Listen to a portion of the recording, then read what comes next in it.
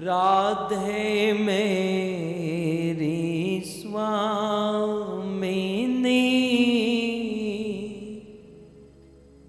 मैं राधे को दास, जन्म जन्म मोहे दीजियो श्री वृंदावन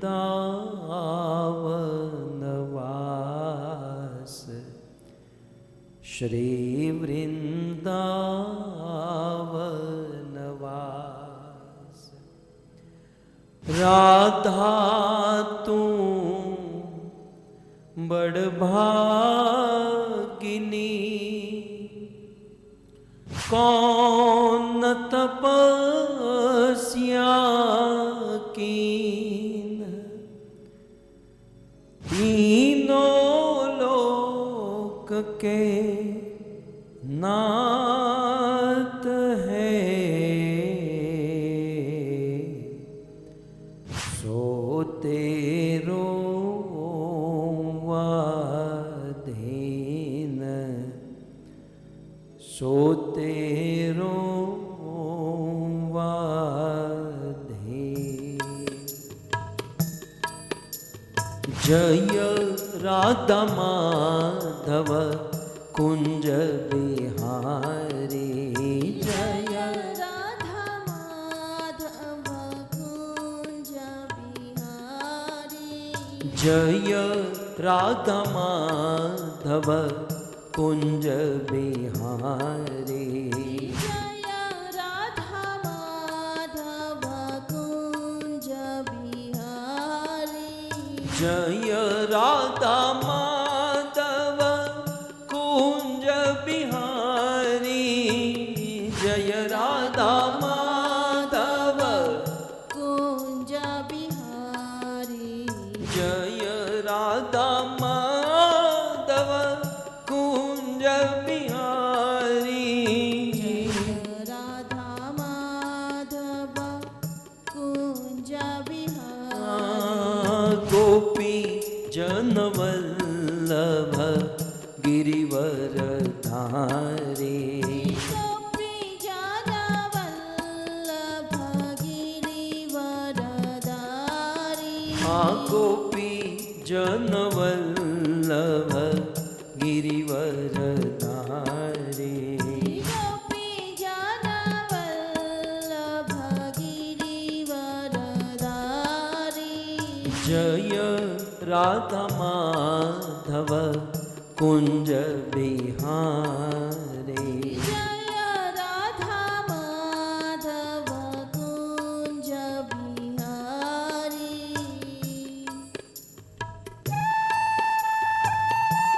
जय हो।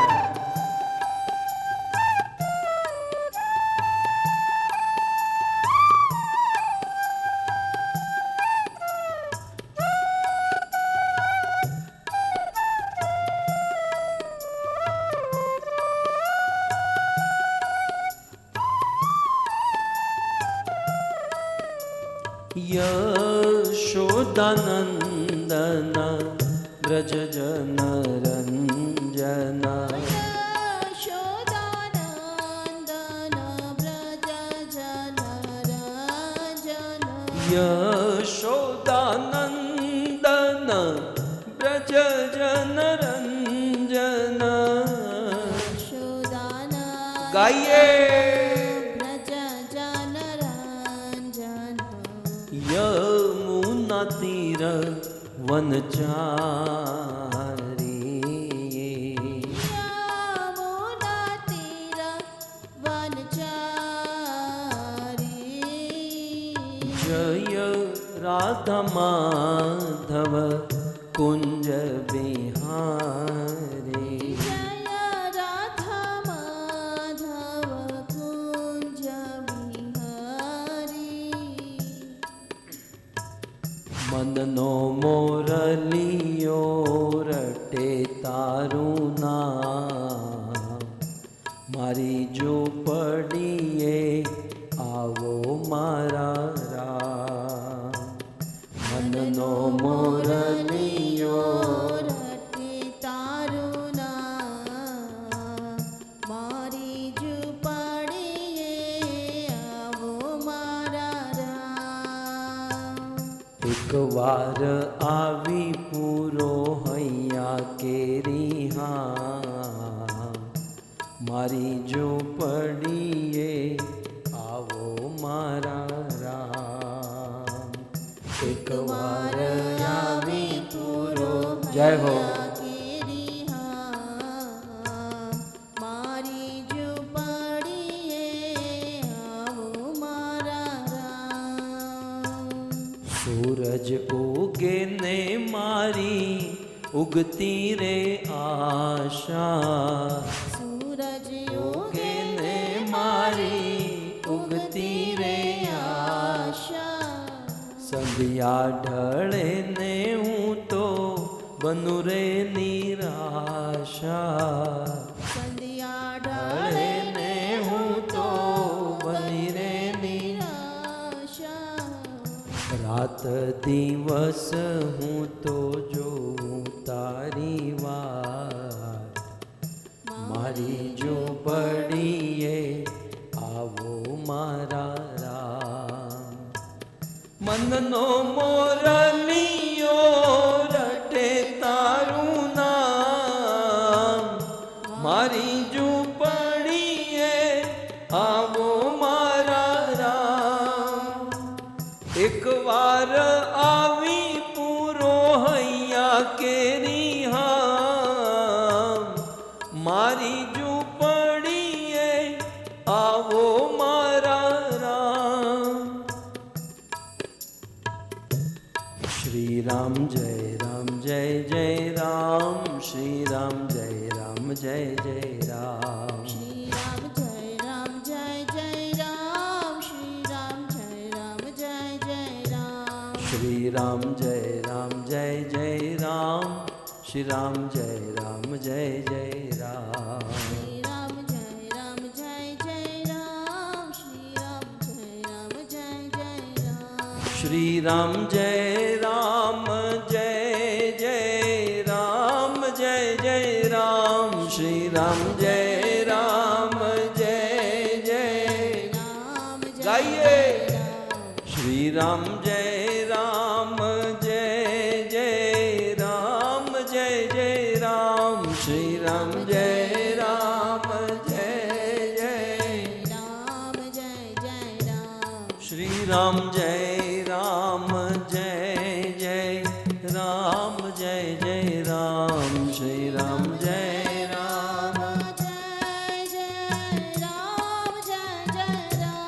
શ્રી રામ જય રામ જય જય રામ જય જય રામ શ્રી રામ જય રામ શ્રી રામ જય રામ જય જય રામ શ્રી રામ જય રામ જય જય રામ શ્રી રામ જય રામ જય જય રામ શ્રી રામ જય રામ જય જય રામ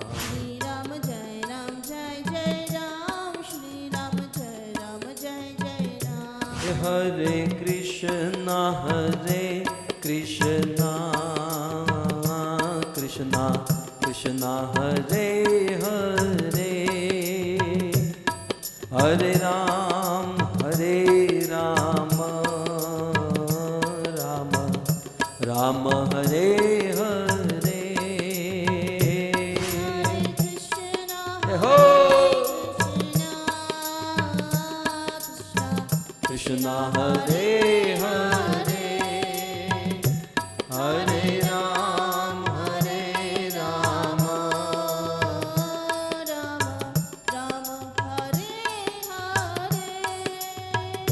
હરે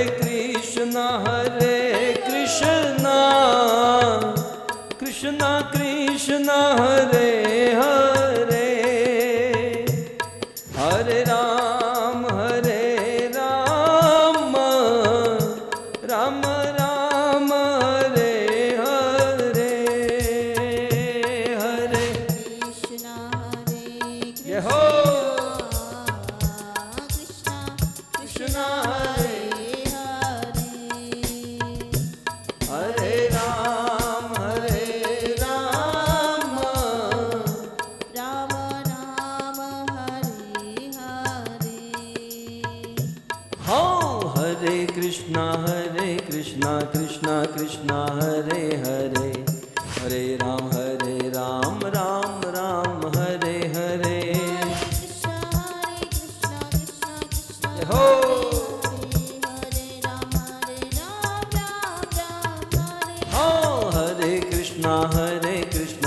कृष्णा कृष्णा हरे हरे, हरे राम राम राम हरे हरे। कृष्णा कृष्णा कृष्णा हरे हरे, हरे राम राम राम हरे हाँ राधा गोविंद राधा गोविंद राधा गोविंद राधे।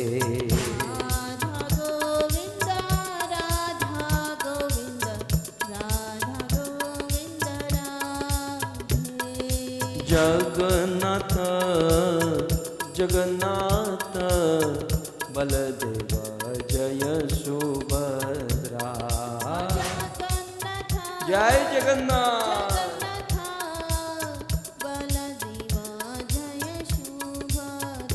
हाँ गौरनिताय जय गौरनिताय, गौरनिताय जय गौरनिताय। जय श्री गौरनिताय। हाँ हाँ प्रभुपाद प्रभुपाद प्रभुपाद श्रील प्रभुपाद। जय श्री प्रभुपाद।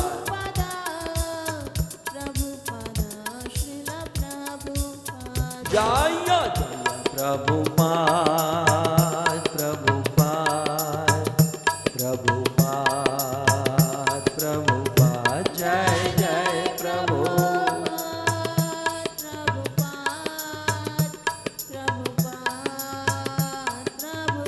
निताय गौर हरि बोल हरि बोल हरि बोल हरि बोल। निताय गौर हरि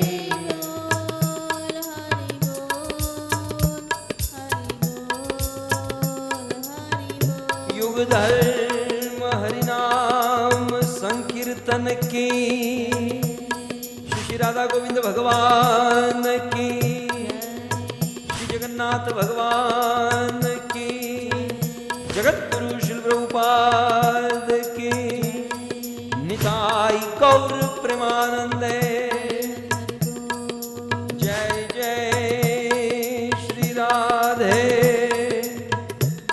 जय श्री राधे, जय जय श्री राधे।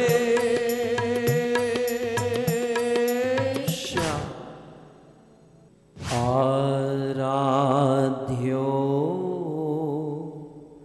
भगवान ब्रजेश तनय, तद्धाम वृंदावन रम्या काचिदुपासना ब्रजबधो वर्गेण या कल्पिता। श्रीमद्भागवतं प्रमाणममलम्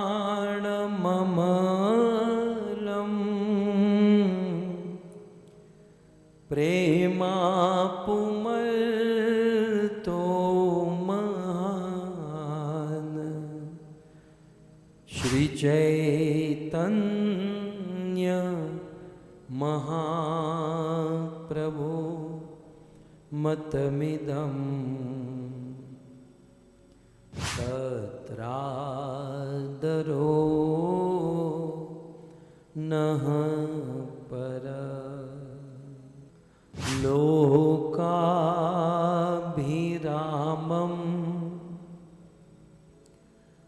रणरङ्गधीरं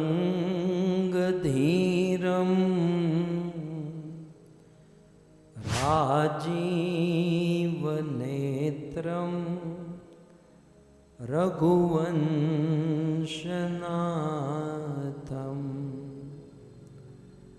कारुण्यरूपं करुणाकरन्तं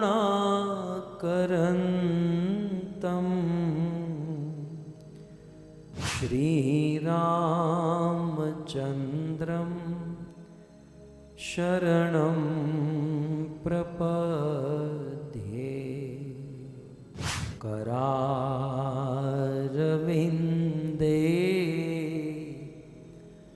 न पदारविन्दं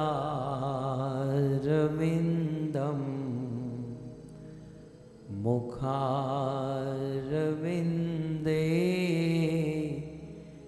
विनिवेशयन्तं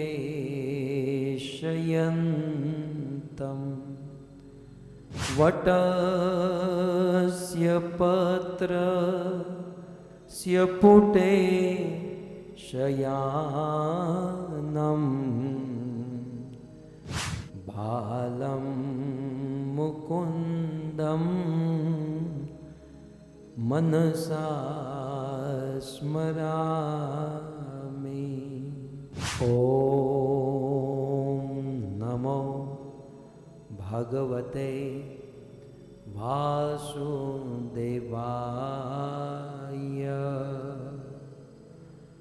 ॐ नमो भगवते वासुदेवाय।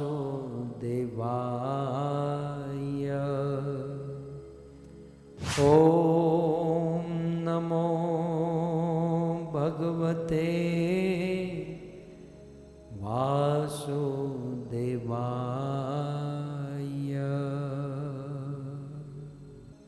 जय जय श्री राधारमण, जय जय नवल किशोर, जय गोपी चितचोर प्रभु, जय जय माखन चोर, जय जय माखन चोर। श्री कृष्णचंद्र भगवान की, श्री रामचंद्र भगवान की, जगत गुरु श्रील प्रभुपाद की।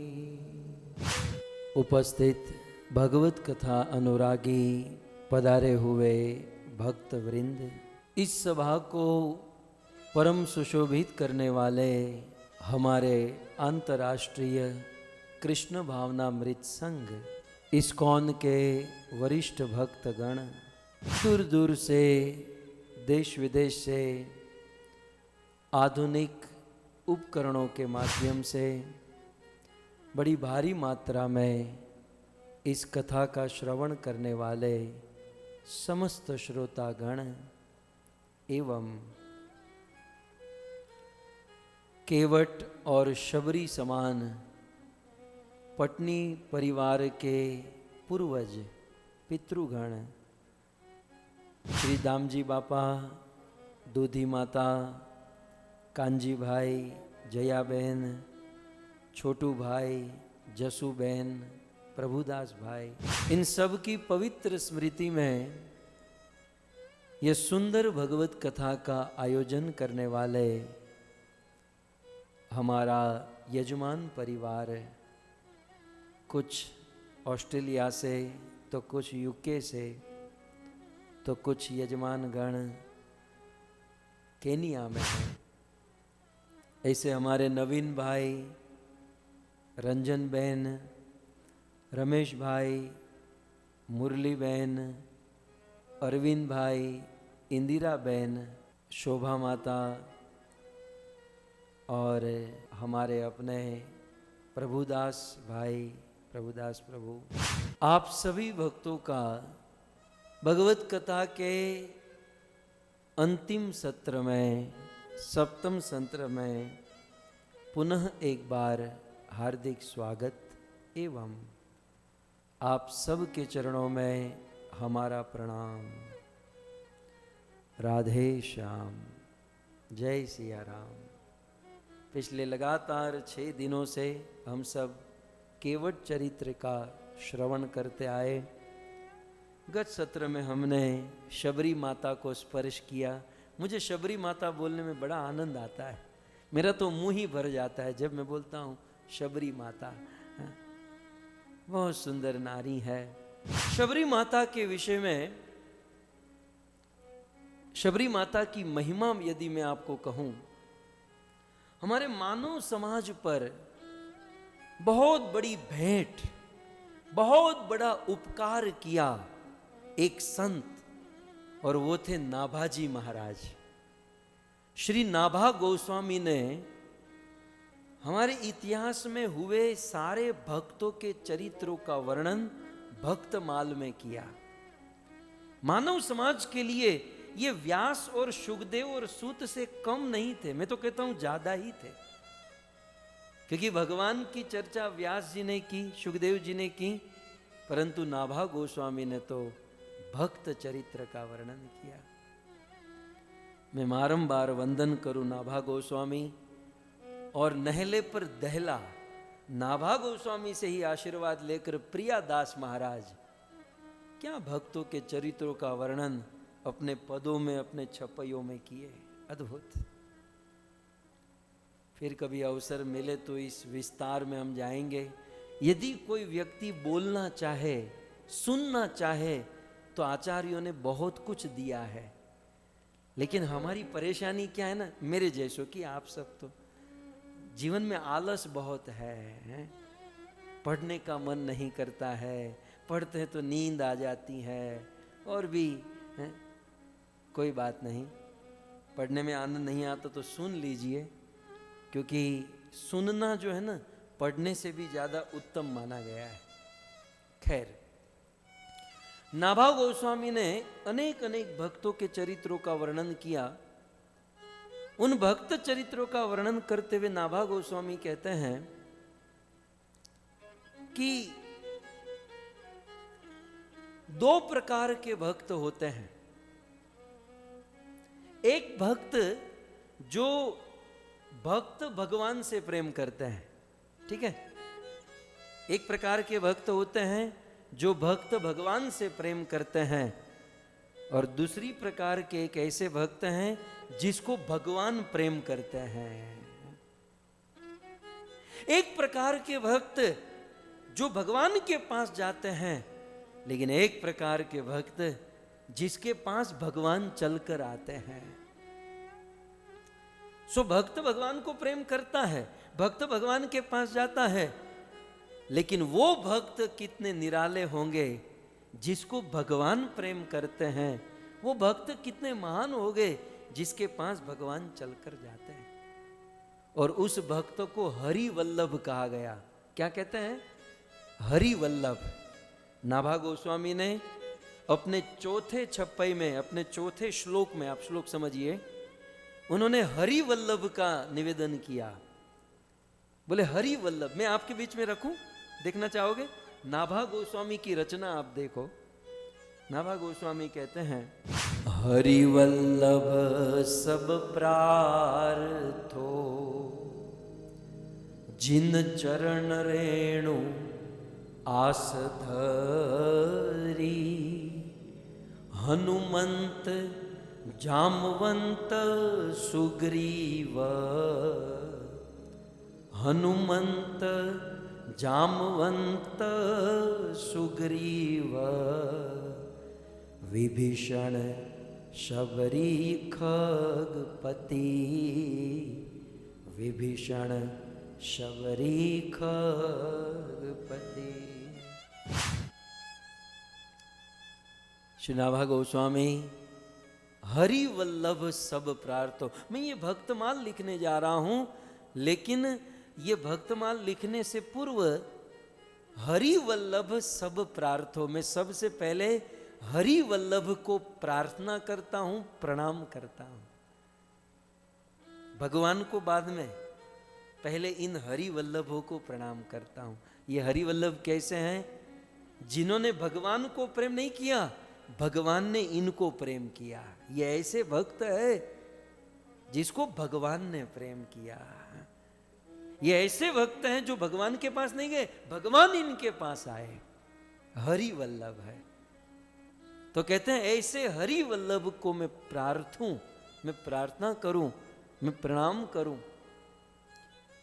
जिन चरण रेणु आस धरी, इन हरि वल्लभों के चरण रज की मैं आशा रखता हूँ, मैं आस करता हूँ कि ऐसे भक्तों की कृपा, ऐसे भक्तों की चरण रज मुझे प्राप्त हो जाए। तो किसी ने पूछा कि हरि वल्लभ कौन है? हरि, हरि माने भगवान, वल्लभ माने प्रिय, प्रेम करने वाले।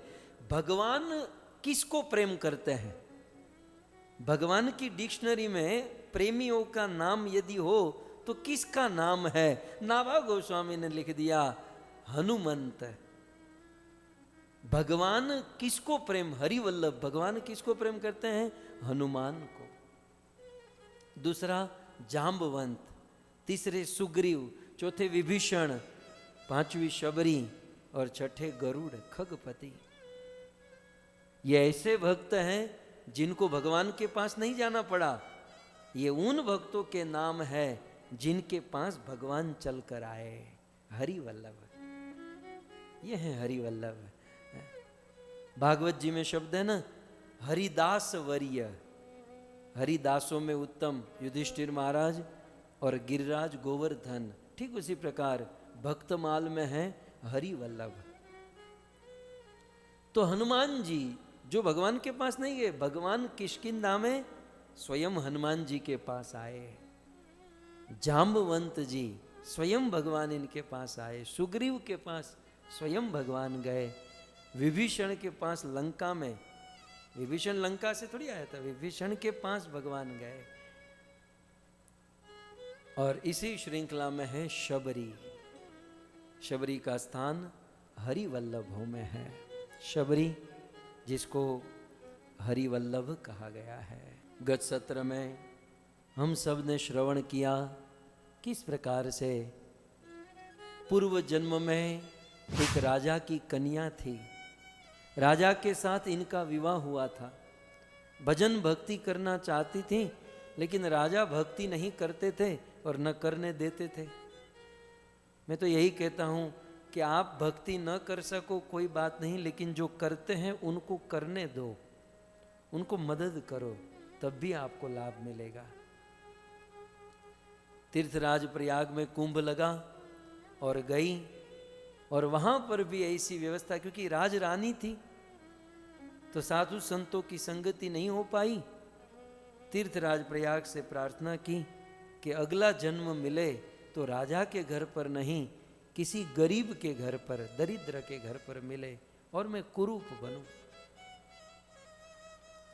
और इसी कामना से उन्होंने जल समाधि ले ली और दूसरा जन्म शबर कुल में हुआ। शबर जानते हैं, जहां सूअरों को पाला जाता है, ऐसी जाति जो सूअर पालती है, ऐसी जाति जो सूअर खाती, पीक को खाती है, शबर कुल में।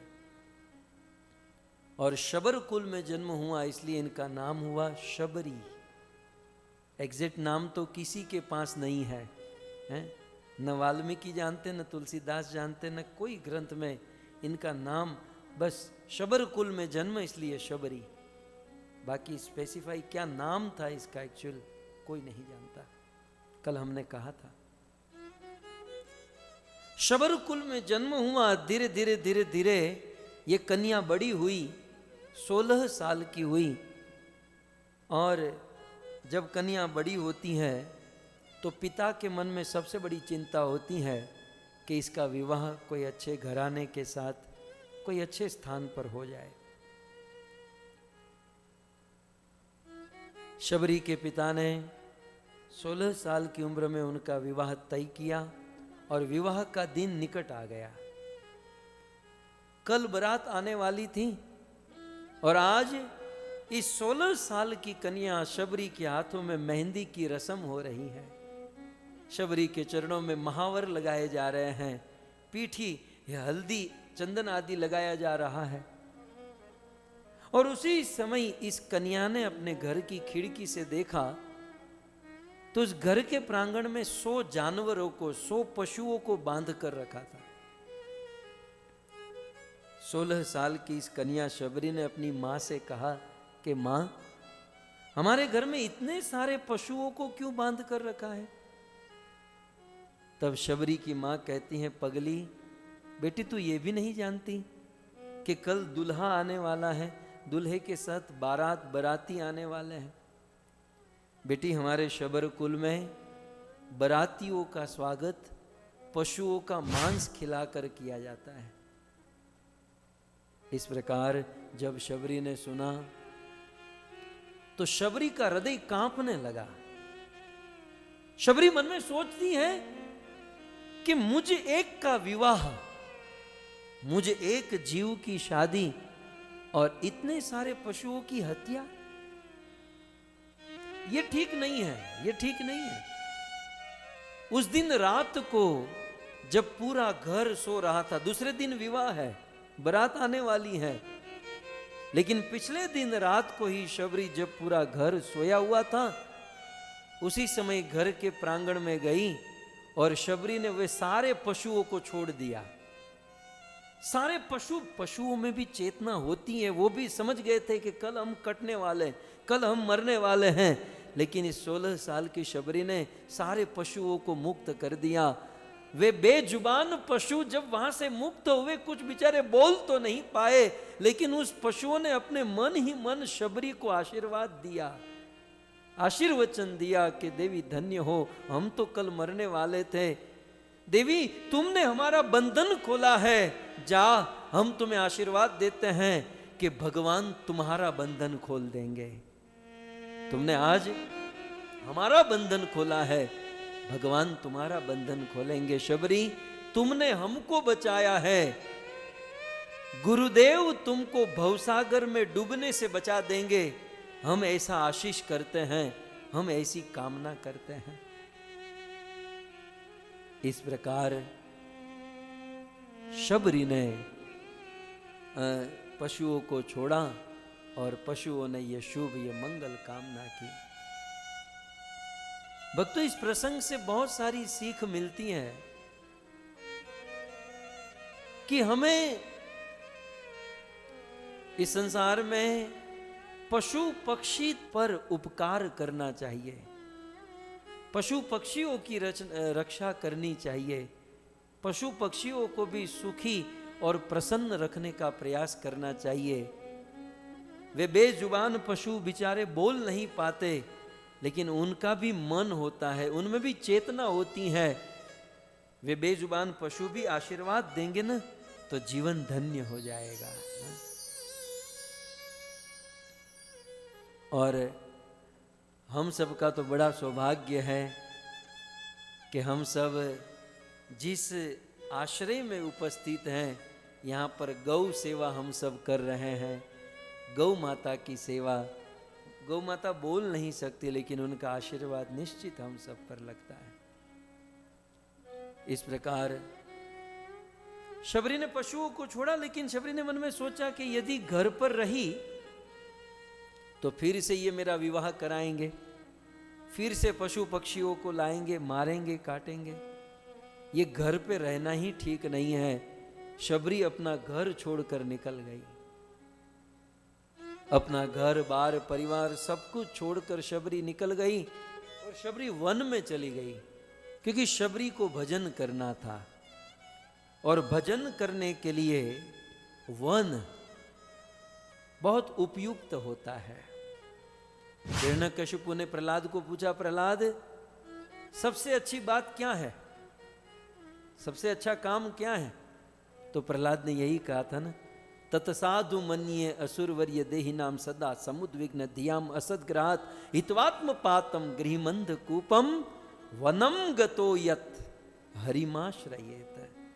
वनम गतो, वन में जाकर ईश्वर का भजन करना ये जीवन में सबसे बड़ी बात है, क्योंकि भजन भक्ति सिटी में, शहरों में इतना अच्छे से नहीं कर सकते जितना वन में अच्छे से कर सकते हैं। इसलिए शबरी ने वन पसंद किया। और शबरी ही नहीं, इतिहास के पत्ते पलट कर देख लीजिए, जिन जिन लोगों को ईश्वर प्राप्त करना था, उन लोगों ने अपने घर बार, राज रजवाड़े सब कुछ त्याग कर वन का रास्ता पकड़ा, वन का मार्ग पकड़ा। फिर चाहे परीक्षित हो, चाहे इस कलयुग के 525 वर्ष पूर्व रूप गोस्वामी हो, सनातन गोस्वामी हो, इन सब ने वन का मार्ग पकड़ा। और वन में भी सबसे उत्तम वन कौन सा है? नीको नीको लगे वृंदावन, हमें तो बड़ो नीको लगे। सबसे अच्छा वन है वृंदावन। क्यों? वृंदावन में घर घर तुलसी, हे दर्शन गोविंद जी को, हमें तो बड़ो नीको लगे। मारवाड़ की मीरा जब वृंदावन में आई तो नाचते हुए गाने लगी कि मुझे तो ये वृंदावन नीको, नीको माने बहुत अच्छा, बहुत प्यारा लग रहा है। इस प्रकार शबरी ने वन का मार्ग पकड़ा है। धीरे धीरे धीरे धीरे शबरी घोर वन में प्रवेश कर गई। और वन में अब शबरी सोच रही कि वन में तो मैं आ गई, लेकिन अब वन में मैं क्या करूं? यहां वन में आकर अब मैं क्या करूं? भगवत कृपा से शबरी जानती थी कि भक्ति प्राप्त करने के लिए साधु संतों की सेवा करना बहुत आवश्यक है। भगवान की भक्ति जो है ना, भक्ति रूपी धन भक्तों के पास होता है। भगवान ऋषभ देव को मैं याद करूं, अपने पुत्रों को कहते हैं मनुष्य जीवन ये पशु पक्षियों की तरह आहार निद्रा भय मैथुन के लिए ही नहीं मिला। खाओ पियो सो बस, इसलिए मनुष्य जीवन नहीं है। यह मनुष्य जीवन भगवत भक्ति करने के लिए है। बड़े भाग मानुष तन पावा, साधन धाम मोक्ष कर द्वारा। ये साधना करने के लिए, मुक्ति का मार्ग प्रशस्त करने के लिए मनुष्य जीवन मिला है। भगवान ऋषभदेव कहते हैं याद रखो, एवं मनः कर्म वशम प्रयुक्ते अविद्या आत्मनि उपदीय माने प्रीति न यावत मई वासुदेवे न मुच्यते देह योगेन तावत। भगवान ऋषभदेव कहते हैं मई वासुदेवे प्रीति न जायते तावत इदम देहम न मुच्यते। जब तक मुझ वासुदेव कृष्ण में प्रीति नहीं होगी, प्रेम नहीं होगा, तब तक इस देह का, इस जीवन का उद्धार नहीं होगा।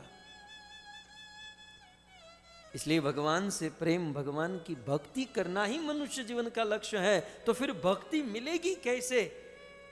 जब राजा भरत, नव योगेश्वर आदि उनके पुत्रों ने पूछा कि पिताजी ये भक्ति मिलेगी कैसे, तब भगवान ऋषभदेव कहते हैं महत सेवा द्वार आहु विमुक्ते तमो द्वारम योषिता संगी संगम।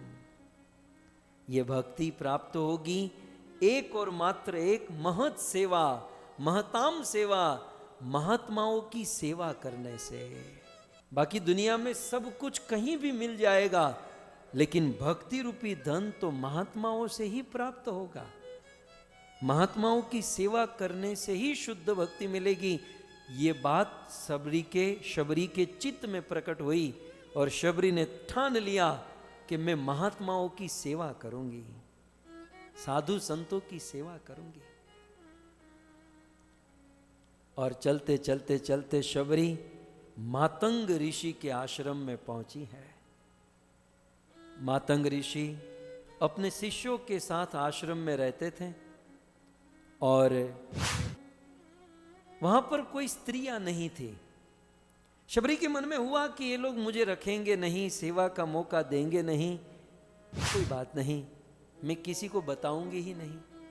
ये लोग सोए हुए होंगे, मैं इनकी सेवा कर दूंगी। सो भक्तों, शबरी ने सेवा प्रारंभ की। शबरी शबरी बहुत बोलते हैं, लेकिन शबरी बनने के लिए, शबरी जैसी साधना सेवा करने के लिए समर्पण देखिए इस महिला ने क्या किया।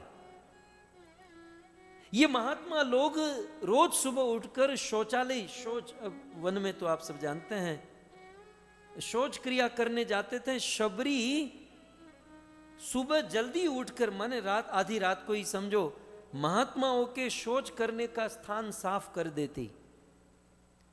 वहां स्नान करने के लिए जल रख देती, हाथ साफ करने के लिए मिट्टी रख देती। शबरी महात्माओं को लकड़ी बटोरनी न पड़े, भोजन आदि पकाने के लिए लकड़ी बटोर कर उनकी बोरी बनाकर वहां रख देती। महात्माओं को भोजन करने के लिए पत्थर की व्यवस्था, पेड़ के सूखे पत्ते खोजकर फिर उसका पत्थर है ना, दोना पत्थर बनाकर वहां पर रख देती। इस प्रकार से रोज शबरी महात्मा गण जागे उसके पहले तो ये सारी सेवा करके रख देती। महात्मा आते, शौच आदि क्रिया, स्नान ये सब कुछ करते, पत्थर सब तैयार मिलता, फिर चले जाते। दूसरे दिन आकर देखते फिर से सब कुछ साफ सफाई है, सब कुछ क्लीन है। इस प्रकार महात्मा गण बहुत अच्छे से देखे कि बहुत अच्छे से कोई सेवा कर रहा है।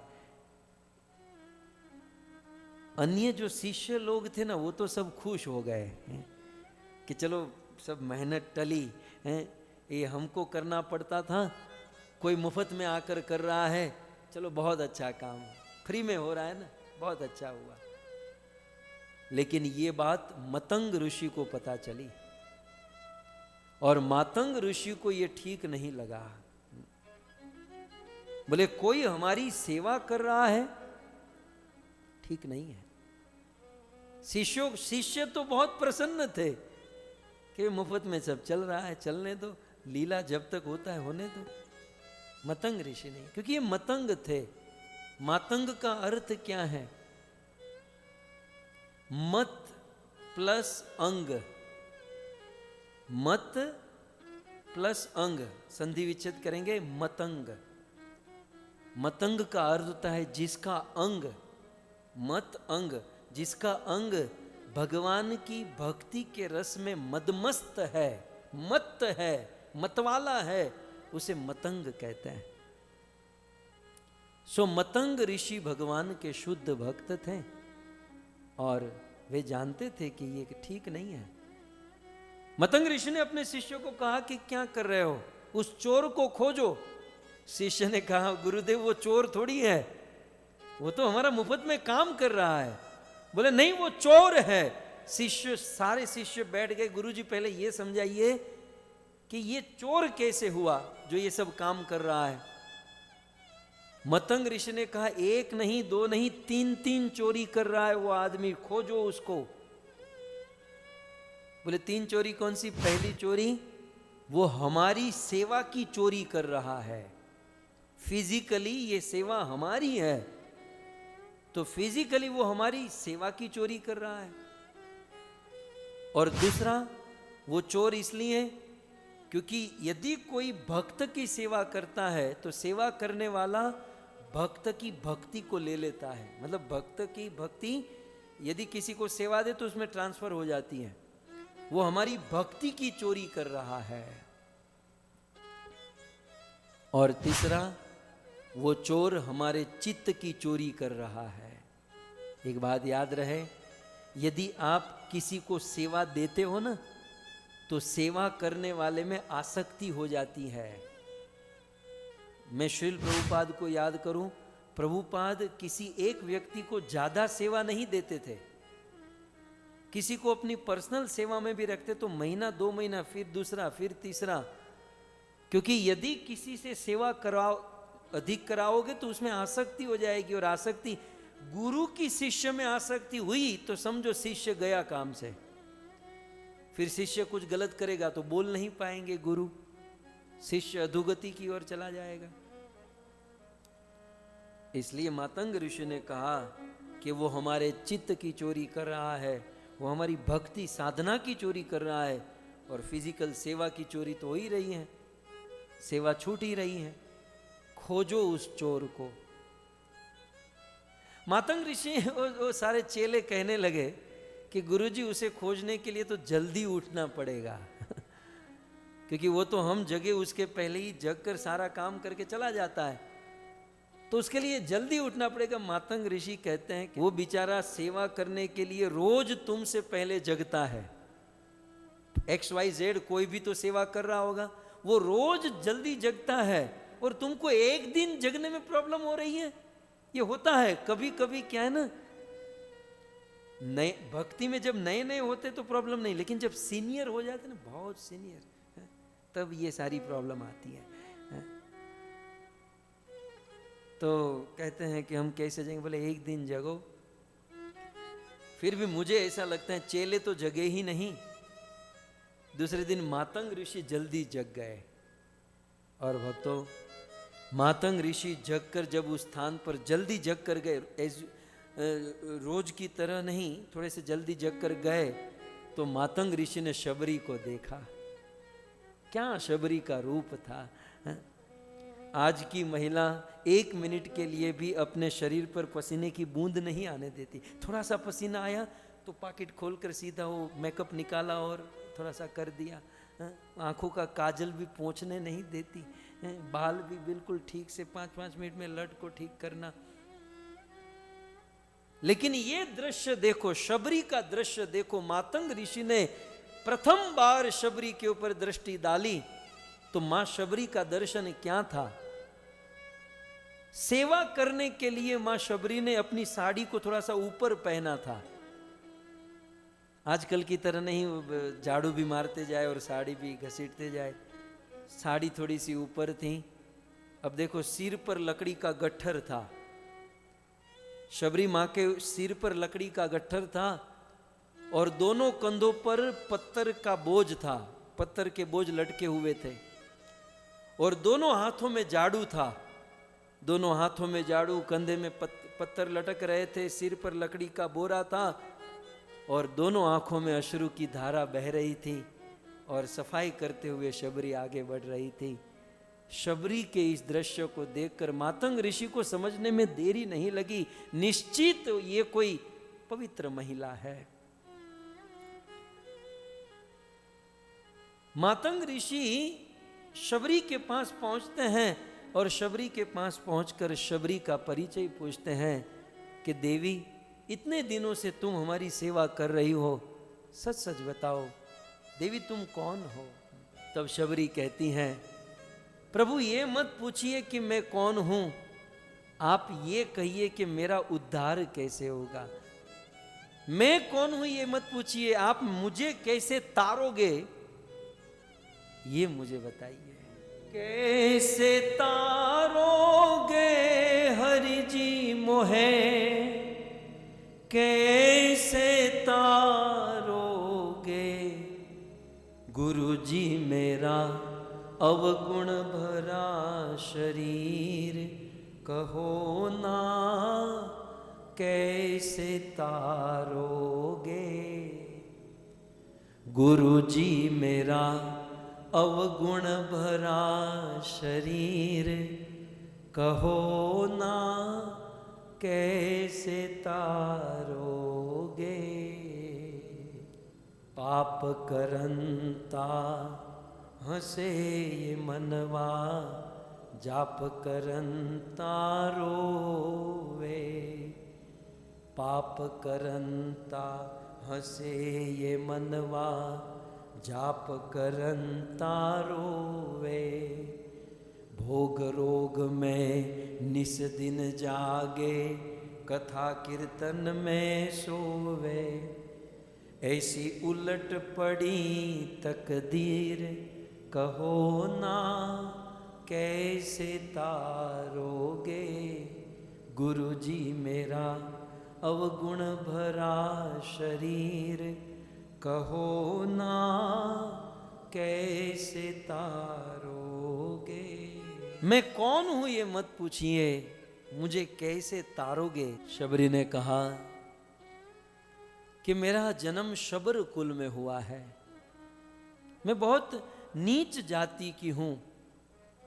मातंग ऋषि ने कहा कि इस कुल में जन्म हुआ ये महत्वपूर्ण नहीं, जीव क्या करता है ये महत्वपूर्ण है। शबरी तुम्हारे हृदय में भाव है, प्रेम है, और इसीलिए मैं तुम्हें स्वीकार करता हूं। मातंग ऋषि ने शबरी को स्वीकार किया। और एक बात समझ लीजिए, मातंग ऋषि ने शबरी को स्वीकार कर लिया मतलब आज नहीं तो कल भगवान शबरी को अवश्य स्वीकार करेंगे, क्योंकि जब तक किसी साधक को संत की कृपा नहीं होती तब तक भगवान नहीं मिलते। विभीषण कई दिनों से, कई वर्षों से भजन साधन कर रहे थे, लेकिन जब तक हनुमान जी की कृपा नहीं हुई भगवान नहीं मिले। आज शबरी के ऊपर मातंग ऋषि की कृपा हो रही है। मातंग ऋषि ने कहा कि देवी तुम चिंता मत करो, सर्वप्रथम पंपा सरोवर में स्नान करके आओ। शबरी पंपा सरोवर में स्नान करके आई। मातंग ऋषि ने शबरी के मस्तक पर तिलक किया, गले में तुलसी की कंठी पहनाई और कानों में राम नाम प्रदान कर दिया। मानो कानों के रास्ते से भगवान राम शबरी के हृदय में प्रकट हो गए। इस प्रकार मातंग ऋषि ने शबरी को दीक्षा दे दी, शबरी को राम मंत्र दे दिया, गले में कंठी प्रदान कर दी। लेकिन दुख की बात यह थी कि उसी दिन आकाश से एक विमान आया, शंख चक्र गदा पद्म पीतांबर धारण किए हुए, चम चम चम चम चमकते हुए भगवान के 4 पार्षद नीचे उतरे और मातंग ऋषि को कहने लगे, महाराज राम बुलावा भेजिया, भगवान राम ने भेजा है, चलो हम तुम्हें अयोध्या साकेत वैकुंठ में ले जाने आए हैं। तब मातंग ऋषि ने कहा कि बहुत अच्छी बात है, लेकिन अचानक, इस प्रकार से अचानक आप आ गए। तब उन पार्षदों ने बहुत सुंदर कहा, समझने वाली बात, एक सिद्धांत है। पार्षदों ने कहा कि महाराज आपका भजन, हे मातंग ऋषि, आपका भजन तो कई दिनों से पूर्ण हो चुका था। वैकुंठ जाने के लिए कैंडिडेट आप तो कब के बन चुके थे, लेकिन एक बात की कमी थी। बोले कौन सी कमी? बोले आपने किसी पर कृपा नहीं की थी। महाराज आपका रिजर्वेशन इसलिए अटका हुआ था, मतलब आपका इसलिए गाड़ी अटकी हुई थी क्योंकि आपने किसी पर कृपा नहीं की थी। आज आपने शबरी पर कृपा की, आपका रिजर्वेशन कंफर्म हुआ, ईश्वर ने भेजा, अब चलो हमारे साथ वैकुंठ है। सिद्धांत यह है कि किसी संस्था, जैसे श्रील प्रभुपाद जी की संस्था से हमें भक्ति मिली, या किसी गुरु की कृपा से, या हमारे जीवन में हमें कोई भी उपलब्धि मिली है, वो उपलब्धि तब तक फल नहीं देगी जब तक हम दूसरों को नहीं देंगे। हमारे जीवन में जो भी योग्यता हमें मिली है, वो योग्यता जब तक किसी से बांटेंगे नहीं, तब तक उसका पूरा पूरा फल नहीं मिलेगा। तो महाराज आप तो कैंडिडेट थे, आपका भजन तो कब से पूर्ण हो चुका था, लेकिन आपने किसी पर कृपा नहीं की थी। आज आपने शबरी पर कृपा की तो हम आपको लेने आ गए। मैं दोनों ओर से कहूं, शिष्य भी ऐसा बने, हम लोग शिष्य भी ऐसा बने कि हम पर कृपा करके हमारे गुरु भी वैकुंठ को प्राप्त करें। हम लोग ने पर्सनालिटी कुछ ऐसी डेवलप की है कि बेचारे गुरु को भी नरक में भेज देंगे, काम कुछ ऐसा करते हैं। एटलीस्ट हमारे लिए नहीं तो हमारे गुरुओं के लिए हम सत्कर्म करें। जब इस प्रकार से मातंग ऋषि जाने लगे तो शबरी रोने लगी, प्रभु आज तो आपकी स्कूल में मेरा दाखिला हुआ था, प्रभु आज तो आपकी गुरुकुल में आपकी कृपा में मेरा एडमिशन हुआ था, और आज ही आप मुझे छोड़कर जा रहे हैं, ये ठीक नहीं है। मातंग ऋषि अब अंतिम घड़ियां गिनाई जा रही है और अंतिम शब्द कहने लगे, बेटा तुम चिंता मत करो, मैंने तुम्हें जो राम नाम दिया है ना, ये राम नाम जपते रहो। बोले लेकिन राम मुझे मिलेंगे कैसे? बेटा तुम चिंता मत करो, तुमने संतों की सेवा की है, महात्माओं की सेवा की है, तुम्हें भगवान के पास जाने की जरूरत नहीं। भगवान राम चलते हुए तुम्हारे पास आएंगे, तुम्हें दर्शन देंगे, तुम्हारा उद्धार करेंगे बेटा। लेकिन गुरुजी, भजन करते हुए यदि मुझे कोई शंका हो, तो मेरे मन में कोई प्रश्न हो, कोई जिज्ञासा हो, कोई चिंता हो, तो मातंग ऋषि ने कहा शबरी ऐसा होगा ही नहीं। मैंने जो तुम्हें राम नाम दिया है ना, ये राम नाम का जाप करो, ये राम का नाम ही तुम्हारी सारी शंकाओं का समाधान कर देगा।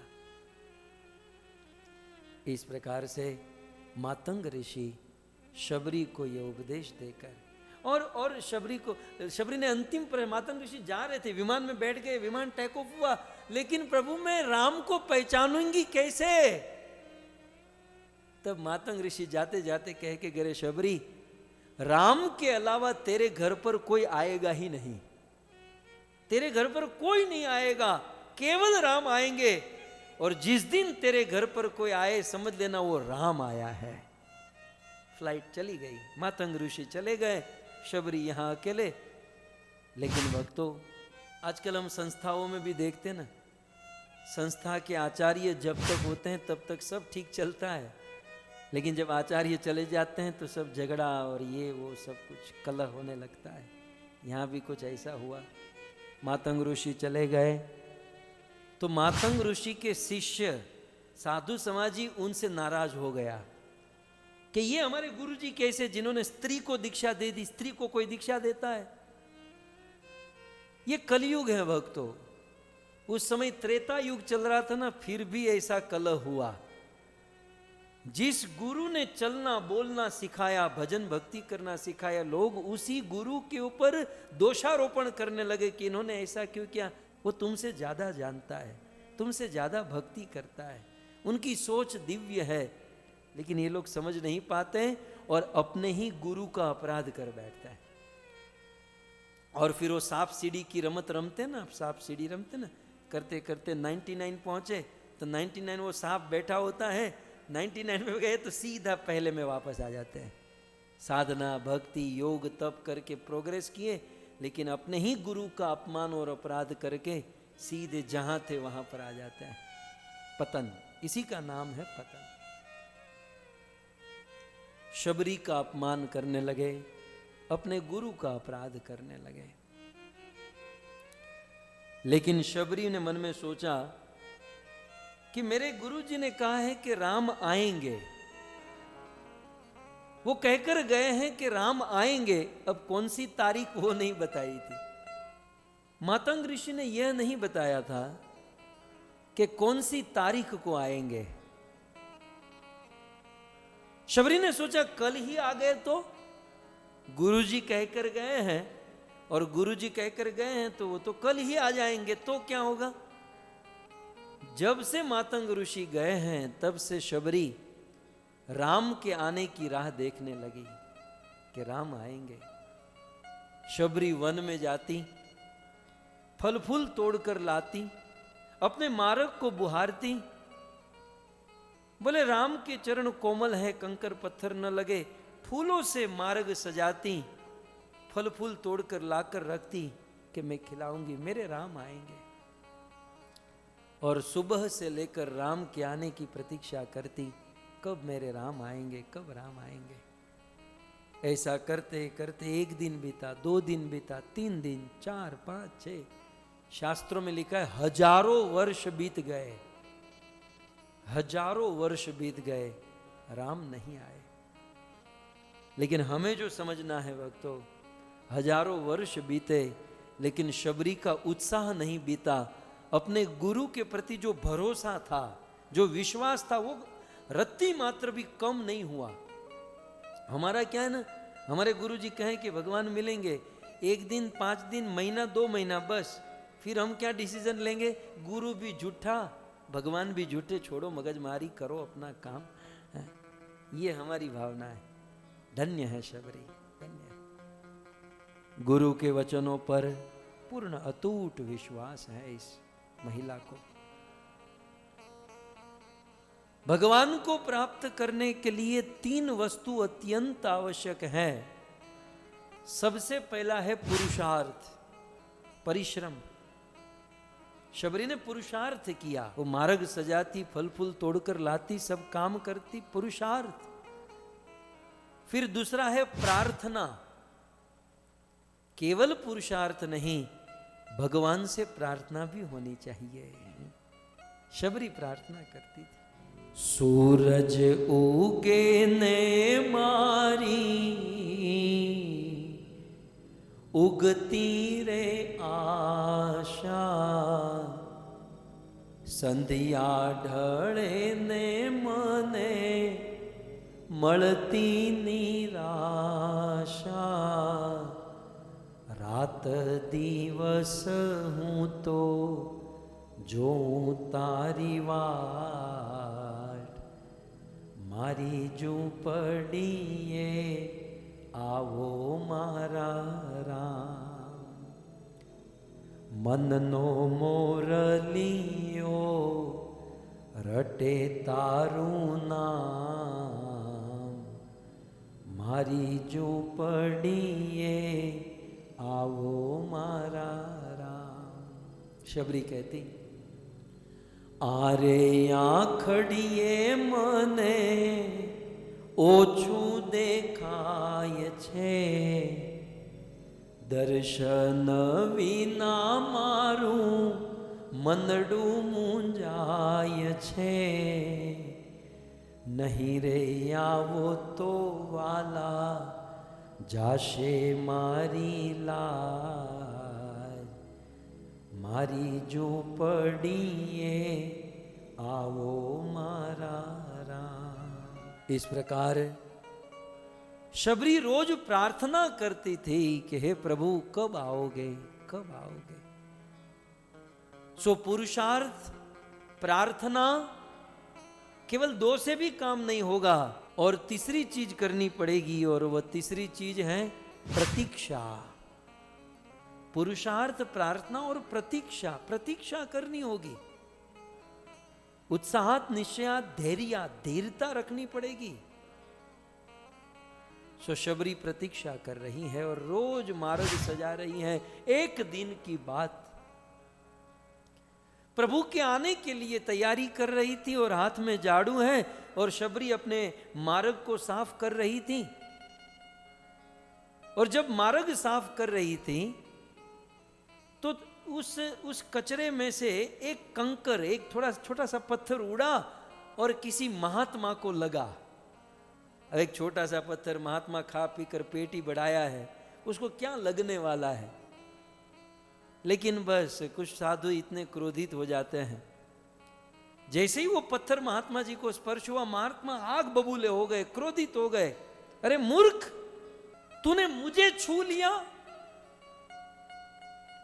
मैं अपवित्र हो गया, तूने मेरा अपमान किया है, और अब ये तेरा कचरा, ये पत्थर, ये तू मुझे स्पर्श हो गई, अब मुझे स्नान करना पड़ेगा.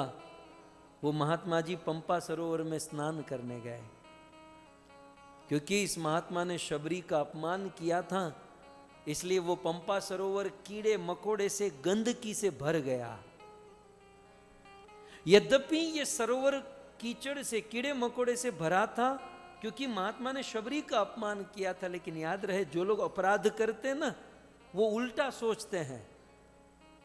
महात्मा सोचता है कि शबरी ने मेरा अपमान किया इसलिए सरोवर में कीचड़ हो गया, सरोवर गंदा हो गया. ऐसा नहीं था, शबरी का अपमान किया इसलिए सरोवर गंदा हुआ था. एक बार क्या हुआ, एक ब्राह्मण स्नान करके मंदिर की ओर जा रहे थे और रास्ते में उसे झाड़ू बोहरने वाली, रास्ता साफ करने वाली मिल गई और बेचारी स्पर्श हो गई.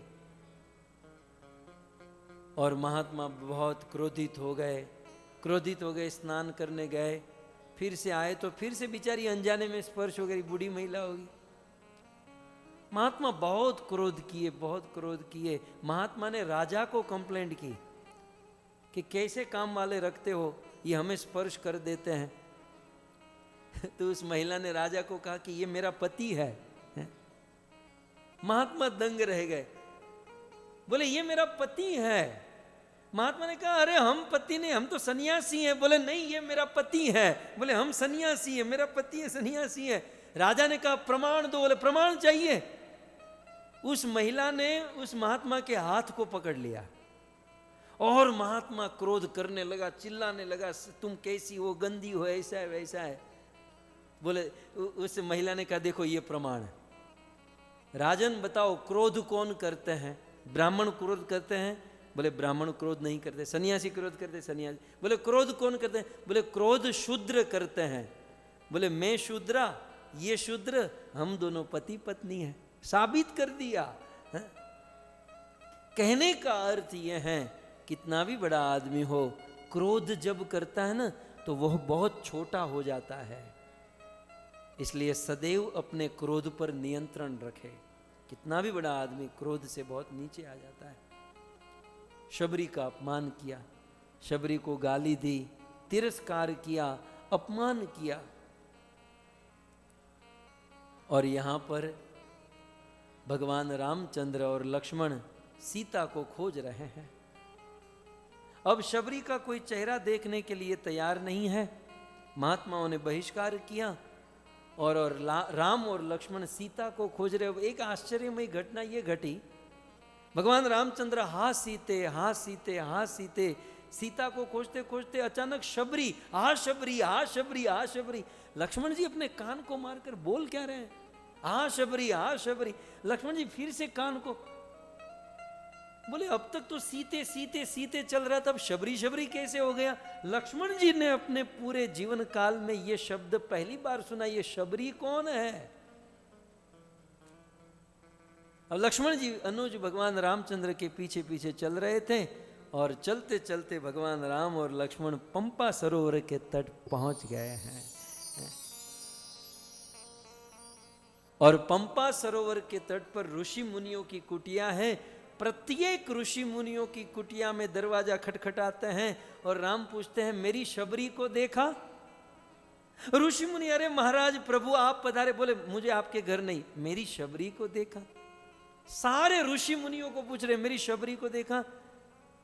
अखिल ब्रह्मांड नायक परमेश्वर जानते नहीं है शबरी कहां रहती है? भगवान जानते हैं शबरी कहां रहती है, लेकिन भगवान को दिखाना है उन महात्माओं, तुमने शबरी का अपमान किया है, मैं तुम्हारे घर नहीं आऊंगा, मैं शबरी के घर जाऊंगा। क्यों?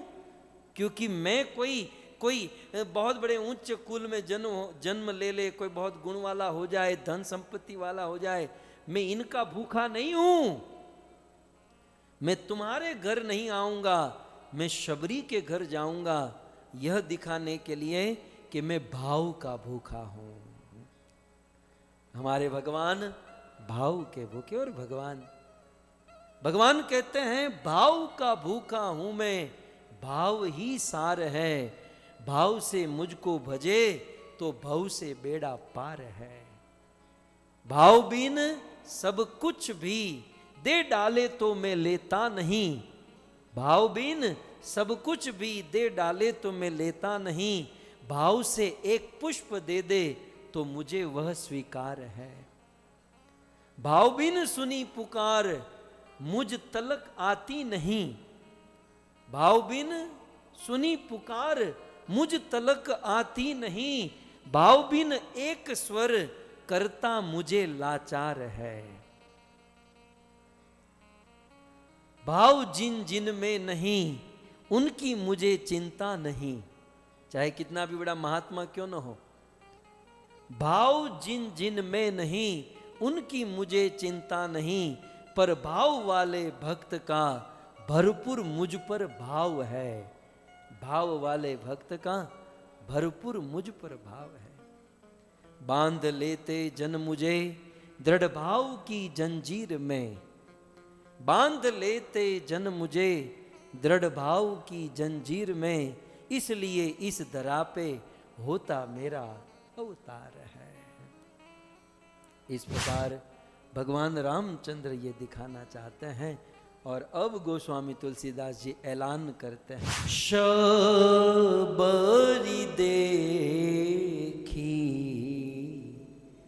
राम गृह आए, शबरी देखी राम गृह आए, मुनि के वचन समूजी जिय भाए, मुनि के वचन समूजी जिय भाए। शबरी देखी राम गृह आए। रोज शबरी राह देखती थी, लेकिन आज शबरी की कुटिया में भगवान रामचंद्र आए हैं। संतों ने बहुत सुंदर भाव दिया है, भाव से सुनिए। कुटिया पे आज शबरी की आए हैं राम जी। कुटिया पे आज शबरी की आए हैं राम जी। शबरी मिलन को व्याकुल धाये है राम जी। शबरी को मिलने के लिए भगवान रामचंद्र व्याकुल दौड़ पड़े। दूर से देखा कि शबरी का आश्रम, भगवान रामचंद्र दौड़ने लगे। व्याकुल हो रही थी मग को निहारती। व्याकुल हो रही थी मग को निहारती। निज कर कमल से आकर उठाए है राम जी। निज कल कमर से आकर उठाए है राम जी। भगवान रामचंद्र दौड़कर शबरी के पास गए और प्रभु रामचंद्र को देखकर अब कहने की तो आवश्यकता थी नहीं, तुरंत गुरु का मन में स्मरण हुआ और शबरी भगवान रामचंद्र के चरणों में गिर गई। हम ढगलो थई गई, ढेर हो गई शबरी। लेकिन महात्मा गण कहते हैं कि निज कर कमल से, अपने कर कमल से भगवान रामचंद्र ने शबरी को उठाया। शबरी को उठाया और कहते हैं पल के उठा के देखा तो चरणों में गिर पड़ी। पल के उठा के देखा तो चरणों में गिर पड़ी। अश्रु के जल से पग को धुलाए है राम जी। अश्रु के जल से पग को धुलाए है राम जी। कुटिया पे आज शबरी की आए है राम जी। शबरी मिलन को व्याकुल धाये है राम जी। भगवान रामचंद्र ने शबरी को देखा तो आंखों से जर्जर अश्रु की धारा, और शबरी ने अपनी आंखों के आंसुओं से राम जी के चरण धो दिए। कहते हैं सब कुछ बिसर गया तब कुछ भी न कर सकी। सब कुछ बिसर गया तब कुछ भी न कर सकी। कांपत है अंग अंग सब देखत है राम जी। शबरी का शरीर कांपने लगा, अपना सब कुछ बिसर गई। शबरी बोलना तो चाहती थी लेकिन कुछ बोल नहीं पाई। कहते हैं लखी के दशाहरी जी हुए प्रेम में विभोर। लखी के दशाहरी जी हुए प्रेम में विभोर। शबरी का कर पकड़ के लाए हैं राम जी। शबरी का कर पकड़ के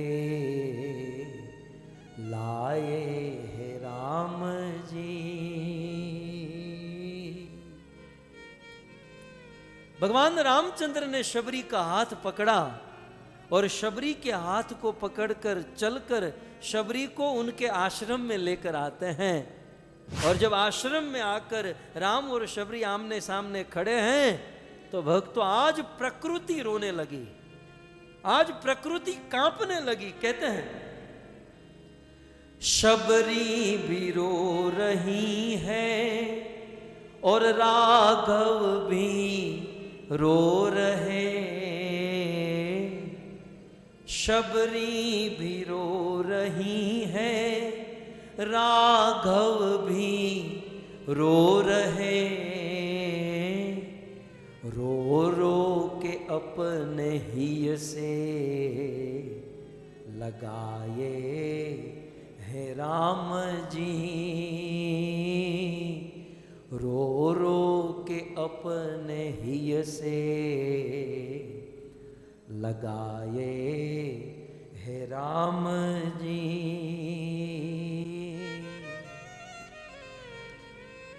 शबरी तो रो ही रही थी, भगवान रामचंद्र भी रोने लगे। भगवान रामचंद्र ने शबरी को अपने हिय से, अपने हृदय से लगा लिया। लगता है मानो आज प्रभु अपने घर पर आ चुके हैं। लगता है प्रभु को मानो माँ कौशल्या मिल गई, लगता है प्रभु को मानो माँ कौशल्या मिल गई, रो रो के अपने ही से लगाए है राम जी। आचार्यों की यह वाणी वेद से भी अधिक सत्य है भक्तों। भगवान रामचंद्र ने जब शबरी को देखा तो मानो मां कौशल्या मिल गई है। कई वर्षों से माता का विरह आज भगवान का दूर हुआ। जो स्वामी तुलसीदास जी ने लिखा शबरी देखी राम गृह आए, इसके दो अर्थ हैं कि शबरी ने देखा कि राम गृह आए, ठीक है, शबरी देखी, शबरी ने देखा कि राम गृह आए। लेकिन इसका दूसरा अर्थ यह है कि शबरी देखी, शबरी को देखकर, शबरी देखी, शबरी को देखकर राम को क्या लगा, गृह आए, मैं मेरे घर पर आया हूं, मैं अपने घर पर आया हूं। और भगवान रामचंद्र मां शबरी को कहने लगे मां बहुत भूख लगी है, बहुत जोर की भूख लगी। जैसे एक बेटा अपनी मां से कहता है वैसे मां मुझे बहुत भूख लगी है, मुझे खाने को कुछ दे दो। आपकी जानकारी के लिए पूरी रामायण में भगवान राम को कहीं भी भूख नहीं लगी। पूरी रामायण आप पढ़कर देख लीजिए, कहीं भी राम जी को भूख लगी ऐसी बात नहीं है। एक जगह भूख का जिक्र है, भोजन करन बोल सब राजा नहीं आवत जी बाल, वहां पर भी भूख तो राम को रामायण में लगी ही नहीं है। लेकिन शबरी के आश्रम में आए तो राम जी को भूख। पूरे वैदिक इतिहास में भगवान को 3 जगह पर भूख लगी और सामने से भगवान ने भोजन मांगा। एक विदुर जी के घर पर भगवान को भूख लगी और सामने से भोजन मांगा। दूसरा सुदामा के तंदुल देखकर कृष्ण को भूख लगी और खींचकर सामने से भोजन मांगा। और तीसरा शबरी के घर पर जब भगवान आए तब भगवान को भूख लगी और माता शबरी से मांगा कि हमें कुछ खिला दो। तब माँ शबरी भगवान के सामने, वो तो कई दिनों से शबरी का ये तो प्रोग्राम था ही, कंदमूल फल सूरस अति दिए राम कहूँ आने, प्रेम सहित प्रभु खाए बारंबार बखाने। शबरी ने जो तैयार करके रखा था ना, से आइए हम सब मिलकर भगवान को, शबरी के साथ हम सब मिलकर ठाकुर जी को भोजन कराए। श्याम रसिया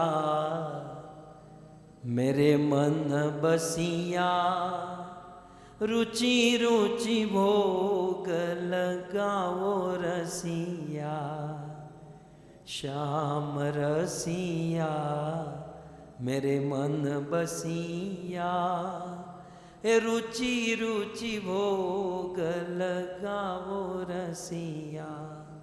शबरी के बेर सुदामा के तंदुल, ये भीलनी के बेर सुदामा के तंदुल, मांग मांग के खाओ रसिया, ऐसे ही भोग लगाओ रसिया। मांग मांग के तुम खाओ रसिया, ऐसे ही भोग लगाओ रसिया। गोकुल में ब्रज गोपीन के ही घर, गोकुल में ब्रज गोपीन के घर, लूट लूट दधी तुम खाओ रसिया, ऐसे ही भोग लगाओ रसिया। मीरा के प्रभु गिरिधर नागर, मीरा के प्रभु गिरिधर नागर, और नायधिक तड़पाओ रसिया, और नायधिक तड़पाओ रसिया। आओ रसिया अब आ जाओ रसिया, आओ रसिया अब या जाओ रसिया।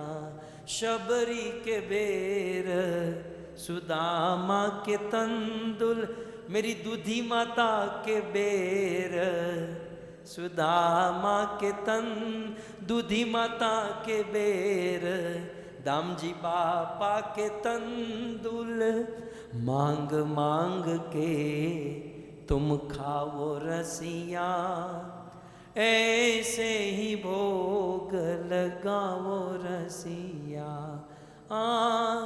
ऐसे ही भोग लगाओ रसिया। इस प्रकार शबरी ने भगवान रामचंद्र जी को बहुत सुंदर फल फूल खिलाया। कथा से आप सब परिचित हैं, शबरी जूठे बेर खिलाती थी। इस भाव से, भगवान तो भाव के भूखे, इस भाव से कहीं कोई बेर सड़ा हुआ न हो, कहीं कोई फल खट्टा न हो, इस भाव से शबरी जूठे बेर राम जी को खिलाती। राम बड़े भाव से खाते, लेकिन लक्ष्मण जी मुंह बिगाड़ रहे थे। लक्ष्मण जी बिल्कुल मुंह बिगाड़ कर, अब लज्जा के कारण मना तो नहीं कर सकते, क्योंकि बड़े भाई ले रहे हैं तो हमको भी लेना होगा। परंतु लक्ष्मण जी वह बेर हाथों में लेकर पीछे से फेंक देते थे। राम जी ने बड़े भाव से इस बेर को ग्रहण किया, भाव को ग्रहण किया। लेकिन जब से राम जी आए हैं तब से मां शबरी रो रही हैं। भगवान ने कहा, मां अब तुम क्यों रो रही हो? हम तो आ गए, अब आप क्यों रो रही हो? मां शबरी कहती है, प्रभु जब भी आपको कोई मिलता है तो आपको स्तुति करता है, आपको प्रार्थना करता है। प्रभु मैं पढ़ी लिखी नहीं हूं, मैं अनपढ़ गवार, मैं कुछ जानती ही नहीं हूं, मैं आपको कैसे स्तुति करूं?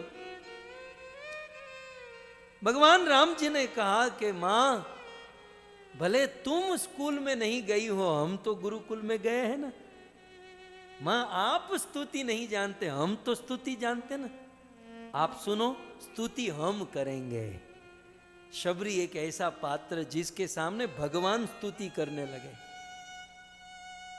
शबरी ने कहा नहीं, भगवान अपने से शबरी के सामने बिना मांगे नवधा भक्ति का उपदेश करने लगे। जब शबरी ने कहा, अधमा ते अधमा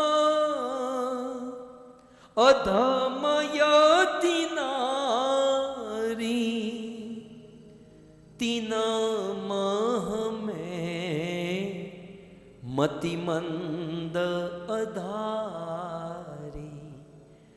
अधम ते अधम अधमयति नारी तीन मह में मतिमंद अधार। प्रभु अधम ते अधम, इस दुनिया में जो अधम होता है ना, उससे भी अधम, और उस अधम में भी मति मंद, मेरे जैसी मंद मति वाली और कोई नहीं होगी। अब देखो ये जो चौपा है ना, उसके बाद भगवान ने कहा आप चुप रहो, आपको कुछ बोलने की जरूरत नहीं, कोई स्तुति करने की जरूरत नहीं। बिना मांगे भगवान रामचंद्र शुरू हो गए शबरी को नवधा भक्ति प्रदान करने के लिए, बिना मांगे। अर्जुन ने तो कहा ना, कार्पण्य दोषो अपहत स्वभाव। शबरी ने मांगा नहीं, कहा नहीं, भगवान सामने से शबरी को नवधा भक्ति का उपदेश। नवधा भक्ति कहूं तो ही पाही, शबरी सावधान सुनो धरु मन माही।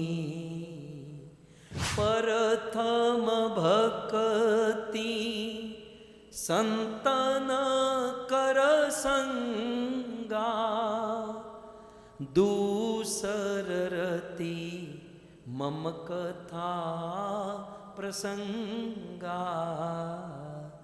गुरुपद पंकज सेवा, तीसरी भक्ति अमान।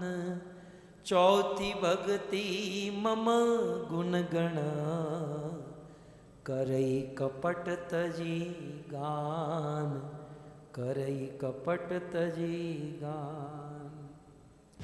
मंत्र जाप मम दृढ़ विश्वासा,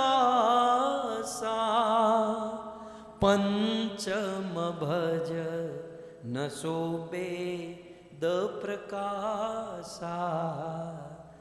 छठ समशील बिरति बहु करमा, निरत निरंतर सजन धर्मा। सातव सम मोहिमय जग देखा, मोते संत अधिक करी लेखा। आठव जथा लाभ संतोषा, सपने हूँ नहीं देखई पर दोषा। नवम सरल सब सन छलहीना, मम भरोस हिय हर शन दीना। राम सिया राम, सिया राम जय जय राम। राम सिया राम, सिया राम जय जय राम। राम सिया राम, सिया राम जय जय राम। राम सिया राम, सिया राम जय जय राम। ओ मंगल भवन अमंगल हारी, द्रवंशु दशरथ अजीर बिहारी। राम सिया राम, गाइए। राम जय जय राम, राम सिया राम, सिया राम जय जय राम।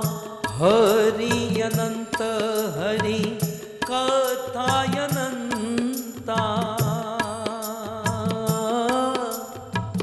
कहू बहु विधि विधि बहु संता। राम सिया राम जय जय राम राम। सिया राम जय जय राम। नवदा भगति कहूँ तो ही पाई, सावधान सुनु धरु मन माही। सिया राम जय जय राम। सिया राम जय जय राम। भगवान रामचंद्र कहते हैं कि मैं तुम्हें नवदा भक्ति का उपदेश कर रहा हूं, सावधान होकर सुनो। नवदा भक्ति में प्रथम भक्ति है संतन कर संगा। ये शबरी प्रथम भक्ति है संतों के साथ सानिध्य, भक्तों की संगति। और दूसरी भक्ति मम कथा प्रसंगा, मेरी कथा का श्रवण करना। तीसरी भक्ति गुरुदेव के चरणों की सेवा करना। और चौथी भक्ति कपट को त्याग कर, कपट को छोड़कर मेरे गुणों को गाना, मेरे नाम को, मेरी लीला को गाना। ये चौथी भक्ति। ये शबरी पांचवी भक्ति है मंत्र जाप मम दृढ़ विश्वासा।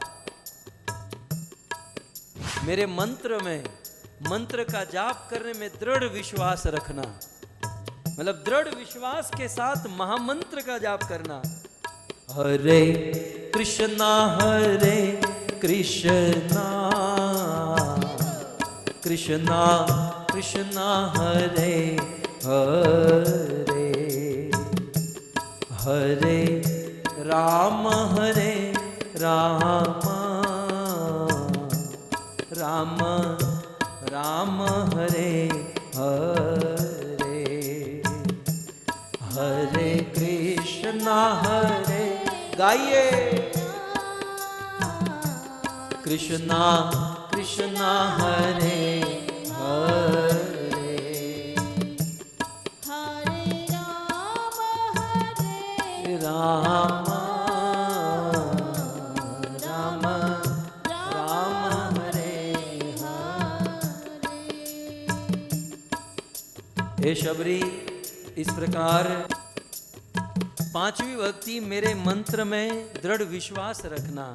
छठी भक्ति छठ दम शील विभति बहु कर्मा। छठी भक्ति है इंद्रियों को कंट्रोल करना, अच्छा स्वभाव रखना, बुरे कार्यों से वैराग्य लेकर साधु पुरुष की तरह आचरण करना। ये छठी भक्ति है। सातवीं भक्ति बताते हुए कहते हैं सातव सम मोहि मय जगत देखा। सातवीं भक्ति है कि इस संसार में सभी स्थानों पर, सभी वस्तुओं में मेरा दर्शन करना और मुझसे भी अधिक मेरे भक्तों को समझना, मेरे भक्तों को आदर देना। आठवीं भक्ति कर्म के अनुसार जहां जो भी मिल जाए उसमें संतोष रखना और स्वप्न में भी किसी में दोष न देखना। नवमी भक्ति जीवन को सरल बना देना, सिंपल लिविंग हाई थिंकिंग। जीवन को सरल बनाना, छल कपट त्याग देना और मुझ पर भरोसा करना और अपने जीवन को बिताना। इस प्रकार भगवान रामचंद्र शबरी को 9 भक्ति का उपदेश करते हैं। और इस 9 भक्ति का उपदेश करने के बाद बहुत महत्वपूर्ण बात अंत में करते हैं कि शबरी इस 9 भक्ति में से कोई एक भी करता है तो मुझे प्राप्त कर सकता है। तुमने तो 9 की 9 भक्ति पूर्ण रूप से की है, तो तुम्हें तो कोई चिंता करने की जरूरत नहीं है शबरी, तुम तो मुझे अवश्य पा जाओगी। इस प्रकार भगवान रामचंद्र ने जब नवदा भक्ति के विषय में बताया और भगवान जब वहां से जाने के लिए तैयार हुए, शबरी ने कहा प्रभु जीवन भर तो मैं आपकी राह देखती रही, लेकिन अब आपके विरह में मैं जी नहीं पाऊंगी। उसी समय भगवान रामचंद्र के सामने शबरी के चरण के अंगूठे से योगाग्नि प्रकट हुई और उस योगाग्नि में शबरी का शरीर जलकर राख हो गया। शबरी भगवान के धाम को प्राप्त हुई, लेकिन आश्चर्य तो तब हुआ कि माता शबरी की उस राख को भगवान रामचंद्र ने अपने मस्तक पर धारण किया और अपने आप को सुशोभित किया। भगवान रामचंद्र अपनी यात्रा को जारी रखे, देवी सीता को खोजने के लिए आगे बढ़े, लेकिन किसी भी महात्मा के घर पर नहीं गए। महात्माओं ने शबरी का अपराध किया था, किसी भी महात्मा के घर पर नहीं, भगवान रामचंद्र आगे चले गए। ऐसी कथा आती है। 14 वर्ष तक वनवास में रहे, रावण का वध किए, सीता को लेकर वापस आए, अयोध्या के भगवान राम राजा बने और एक दिन राम जी के लिए 56 भोग बनाए गए। माँ कौशल्या ने राम जी को जो अच्छा लगता था ऐसा भोजन बनाकर परोसा। भगवान राम जी खाने लगे। कौशल्या ने राम जी के सिर पर हाथ घुमाते हुए कहा कि बेटा बेटा भोजन कैसा लग रहा है? माँ बहुत अच्छी खीर सब्जी बहुत अच्छा, परंतु किंतु सुमित्रा ने बहुत सुंदर भोजन बनाया, परोसा, राम जी ने खाया। बेटा कैसा लगा? माँ बहुत अच्छा भोजन, किंतु कई ने परोसा, भोजन किया, खाया। बेटा भोजन कैसा? किंतु ये किंतु नहीं गया। कुछ दिन के बाद जनकपुर से बुलावा आया। ससुराल में सीता को लेकर जनकपुर में गए। अब ससुराल में बहुत सुंदर सजाया गया, प्रभु को भोजन कराया गया। माँ सुनैना ने कहा कि दामाद जी भोजन कैसा लगा? माता जी भोजन बहुत अच्छा, खीर पूड़ी सब्जी। किंतु भगवान खड़े होकर दूर चले गए। आज सीता जी से नहीं रहा गया। बोले जब से वनवास से वापस लौटे हैं, आपको जो भी भोजन खिलाया जाए आप किंतु किंतु करते हो। ये किंतु का राज क्या है?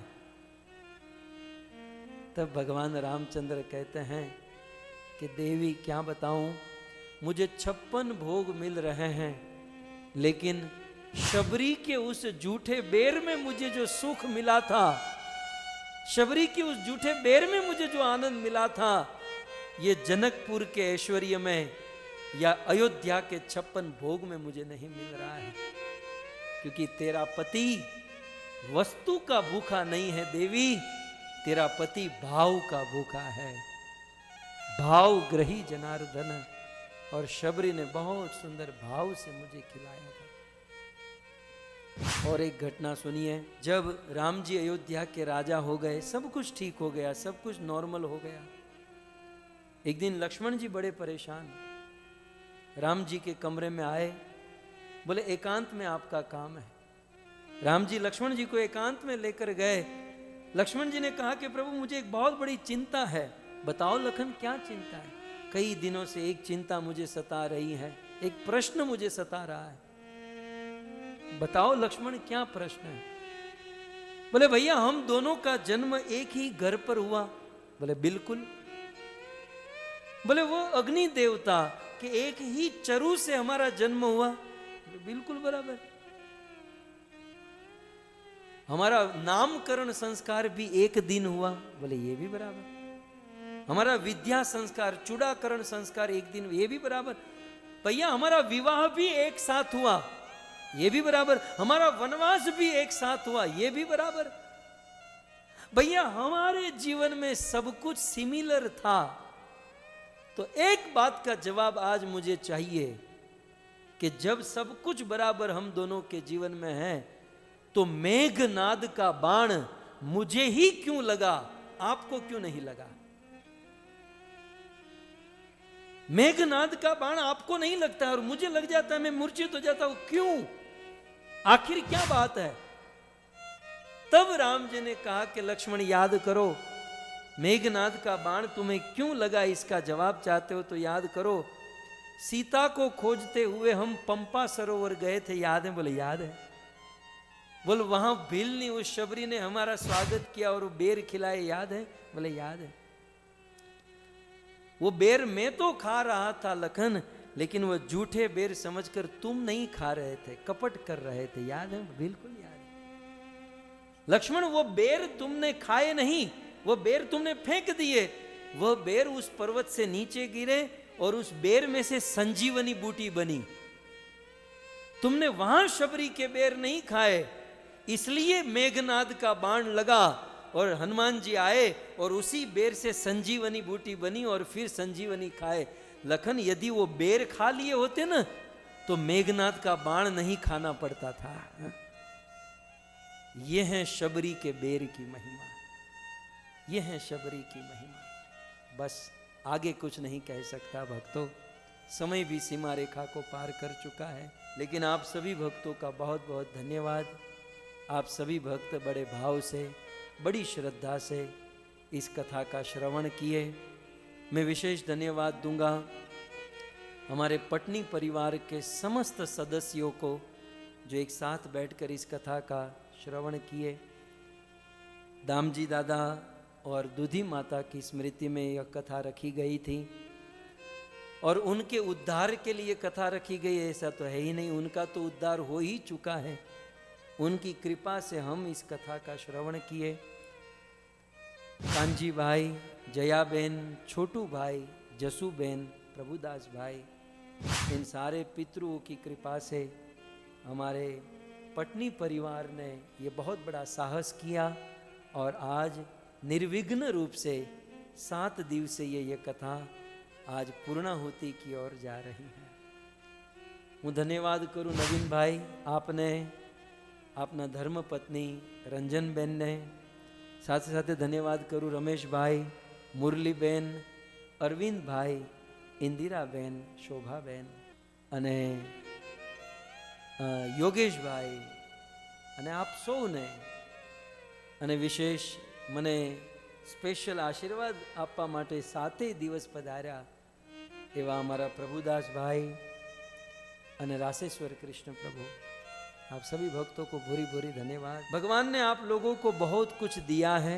प्रार्थना यही है कि भगवान आपको बहुत कुछ दें, आपकी सारी मनोकामना पूर्ण करें, आप सबको स्वस्थ रखें, आप सब भगवान की शुद्ध भक्ति करें और हम जैसे बच्चों पर कृपा और आशीर्वाद बनाए रखें। यही कामना आप सभी भक्तों के चरणों में करते हैं। बस जाते जाते इतना ही निवेदन कि देखिए 7 दिन 3-3 घंटा बोलना और ये कलयुग की बुद्धि, चमड़े की जीभ कभी कभी फिसल भी जाती है। तो भक्तों, यदि हमारी इस वक्तव्य में कोई त्रुटि रह गई हो, कोई कमी रह गई हो, कभी कोई उचित शब्द का इस्तेमाल न हुआ हो, तो आप अपना दास समझकर, मैं तो आपके बेटे के समान हूँ, अपना बेटा समझकर मुझे क्षमा कर देना और इस कथा को अपने जीवन में उतारने का प्रयास कीजिएगा। कथा का सार है हरि नाम, भगवान के नाम का जाप कीजिएगा और अपने जीवन को धन्य कीजिएगा। ईश्वर अनुग्रह रहा, ईश्वर की कृपा रही तो फिर कभी पटनी परिवार के साथ संजोग, मिलन और भगवत कथा का गान होगा। तब तक के लिए आइए आप सभी भक्तों को धन्यवाद देते हुए, जय जयकार करते हुए हम 7 दिवसीय इस भगवत कथा का विराम करें। ग्रंथराज श्रीमद् भागवतम महापुराण की, श्री कृष्णचंद्र भगवान की, श्री रामचंद्र भगवान की, जगत गुरु श्रील प्रभुपाद की, परम पूज्य राधा गोविंद गोस्वामी महाराज की, निताय गौर प्रेमानंदे। जय जय श्री राधे, जय जय श्री राधे, जय जय